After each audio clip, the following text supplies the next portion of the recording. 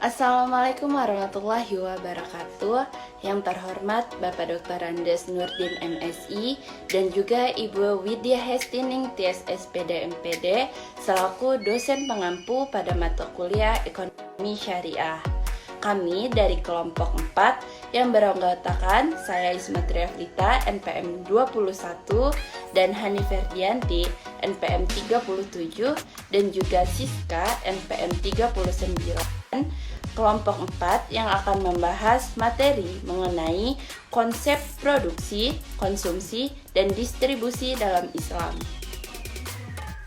Adapun tujuan pembelajaran kita pada hari ini yaitu yang pertama untuk mengetahui pengertian dari produksi dalam Islam. Yang kedua yaitu untuk mengetahui pengertian konsumsi dalam Islam. Dan yang terakhir yaitu untuk mengetahui pengertian dari distribusi dalam Islam. Selanjutnya kita akan membahas mengenai produksi. Nah, produksi dalam ekonomi Islam yaitu setiap bentuk aktivitas yang dilakukan oleh manusia untuk mewujudkan manfaat ataupun menambahkan dengan cara mengeksplorasi sumber-sumber ekonomi yang disediakan oleh Allah Subhanahu wa taala sehingga menjadi maslahat untuk memenuhi kebutuhan manusia. Nah, 3 hal yang dapat dijelaskan dalam semua aktivitas produksi barang dan jasa yang dilakukan oleh seorang muslim untuk memperbaiki apa yang dimilikinya, sesuai dengan firman Allah dalam Quran Surat Al-Mulk ayat 15. Adapun beberapa prinsip yang diperhatikan dalam produksi. Nah, diantaranya sesuai dengan yang dikemukakan oleh Muhammad Al-Mubarak, yaitu yang pertama, dilarang memproduksi dan memperdagangkan komoditas yang tercela karena bertentangan dengan syariah. Yang kedua, yaitu dilarang melakukan kegiatan produksi yang mengarah kepada kezoliman. Yang ketiga, yaitu larangan untuk melakukan ihtikar atau penimbunan barang.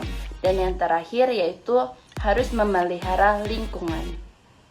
Baiklah, selanjutnya yaitu ada tujuan produksi, di mana menurut Najatullah As-Siddiq tujuan produksi ini dibagi menjadi 5. Yang pertama yaitu ada pemenuhan kebutuhan individu secara wajar. Yang kedua yaitu pemenuhan kebutuhan keluarga. Yang ketiga, bekal untuk generasi mendatang. Yang keempat, bantuan kepada masyarakat dalam rangka beribadah kepada Allah Subhanahu wa taala. Dan yang terakhir yaitu menurut Ibnu Khaldun dan para ulama lainnya berpendapat bahwa kebutuhan manusia itu dapat digolongkan kepada 3 kategori, yaitu daruriyah, hajiyah, dan tahsiniyah. Nah, selanjutnya itu ada etika dalam produksi, di mana etika dalam produksi ini dibagi menjadi 5 juga. Yang pertama yaitu peringatan Allah akan kekayaan alam. Yang kedua, berproduksi dalam lingkaran yang halal. Yang ketiga, etika mengolah sumber daya alam harus bersandarkan visi penciptaan alam, yaitu sebagai rahmat bagi keseluruh alam. Dan yang keempat yaitu ada etika dalam berproduksi, yaitu memanfaatkan kekayaan alam juga tergantung dari nilai-nilai sikap manusia, nilai pengetahuan dan keterampilan. Dan yang terakhir ada khalifah di muka bumi, tidak hanya berdasarkan pada aktivitas yang menghasilkan daya guna suatu barang saja, melainkan bekerja dilakukan dengan motif kemaslahatan untuk mencapai keridhaan Allah Subhanahu wa taala. Materi selanjutnya terkait konsumsi, di mana yang pertama itu ada pengertian konsumsi. Konsumsi ini berperan sebagai pilar dalam kegiatan ekonomi seseorang, perusahaan, maupun negara. Konsumsi secara umum diformulasikan dengan pemakaian dan penggunaan barang-barang atau jasa seperti pakaian, makanan, minuman, rumah, peralatan rumah tangga, kendaraan, alat-alat hiburan, media cetak dan elektronik, jasa telepon, jasa konsultasi hukum, belajar, kursus, dan sebagainya. Nah, tujuan dari konsumsi dalam Islam ini untuk mewujudkan masalah duniawi dan ukhrawi. maslahah duniawi ini terpenuhinya kebutuhan dasar manusia seperti makanan, minuman, pakaian, perumahan, kesehatan, pendidikan, dan lain-lain. Sedangkan kemaslahatan akhirat itu terlaksananya kewajiban agama seperti sholat dan mengaji. Nah, dalam konsumsi ini juga terdapat prinsip-prinsip di mana menurut Abdul Manan bahwa perintah Islam mengenai konsumsi dikendalikan oleh 5 prinsip.